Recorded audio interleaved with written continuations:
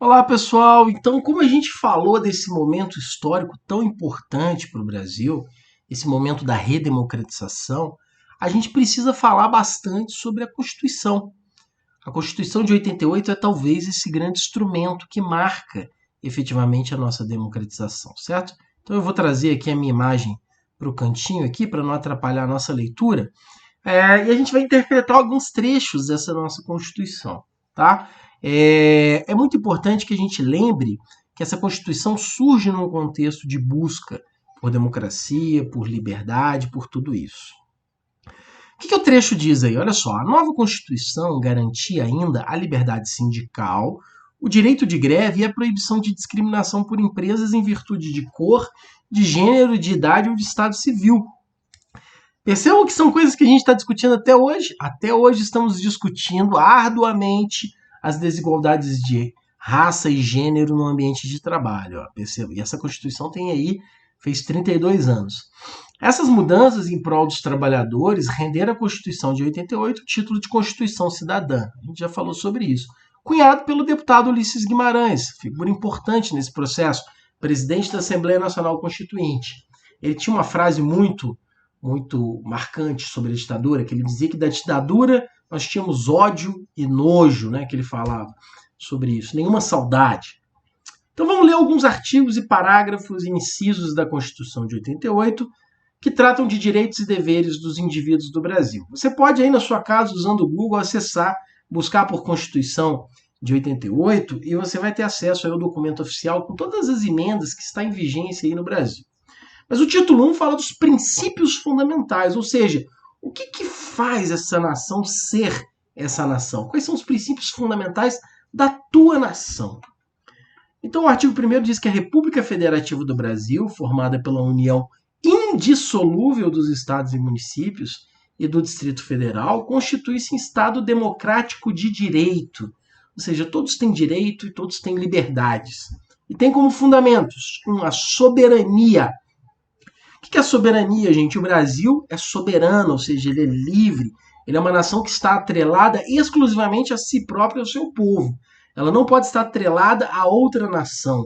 Ela não pode ser gerida, não pode ter ingerência de outra nação no Brasil. A cidadania. O que é cidadania? É o direito pleno de viver a sua liberdade, a democracia, os seus direitos, falar, se expressar, ter acesso à saúde, educação, tudo isso é cidadania. A dignidade da pessoa humana, pessoal. O que é dignidade da pessoa humana? Dignidade significa que ninguém pode ser submetido à tortura, ninguém pode ser submetido a maus tratos, independente de que posição e de que lugar essa pessoa esteja. Os valores sociais do trabalho e da livre iniciativa. Ou seja, o trabalho é algo importante para a República. Assim como a livre iniciativa, todos têm direito de empreender, de abrir negócio, de ter a sua empresa, seja lá o que for. O pluralismo político, ou seja, ninguém é obrigado a acreditar nas mesmas ideias.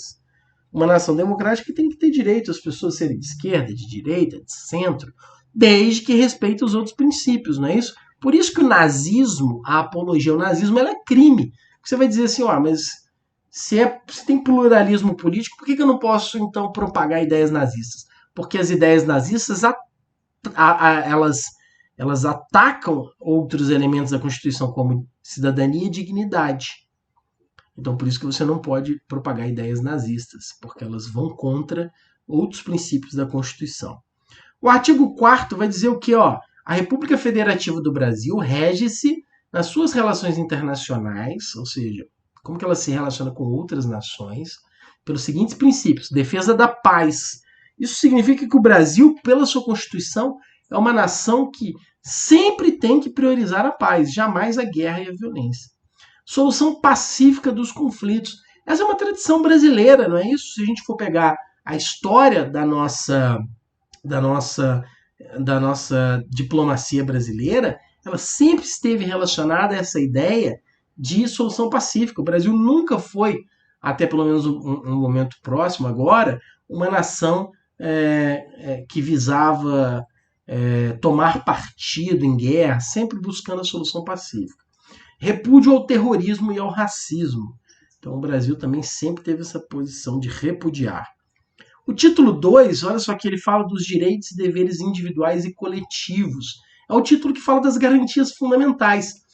O que você, prezado aluno ou aluna, como brasileiro, tem como garantia? Ó?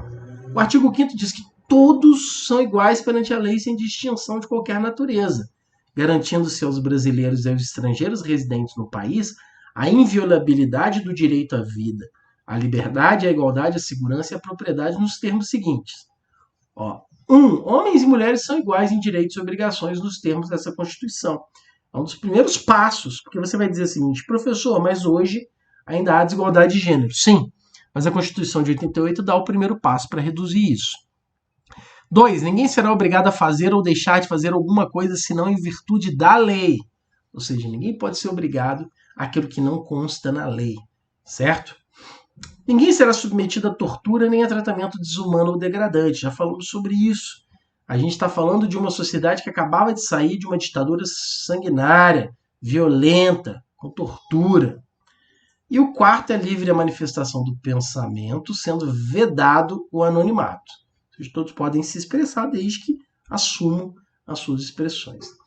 Olha o capítulo 8º, que interessante. Ó. Ele vai trazer para a Constituição os direitos dos povos indígenas, que até então estavam sendo esquecidos na sociedade brasileira, não é isso?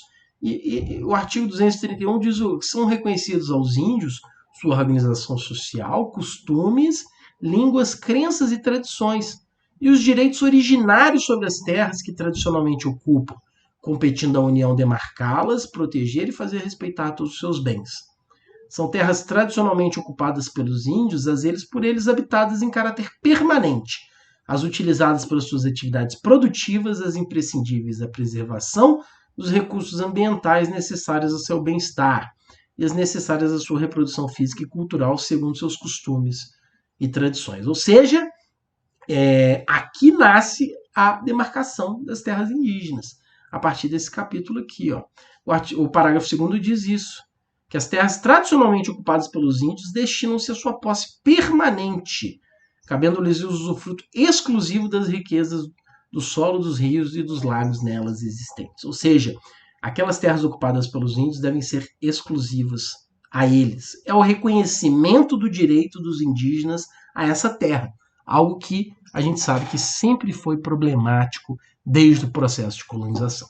Então, pessoal, aqui um pequeno panorama da nossa Constituição de 88 e como que o Brasil, a partir desse ano, começa a buscar consertar, redimensionar a sua sociedade em busca de uma sociedade mais justa, mais equilibrada e com valores democráticos.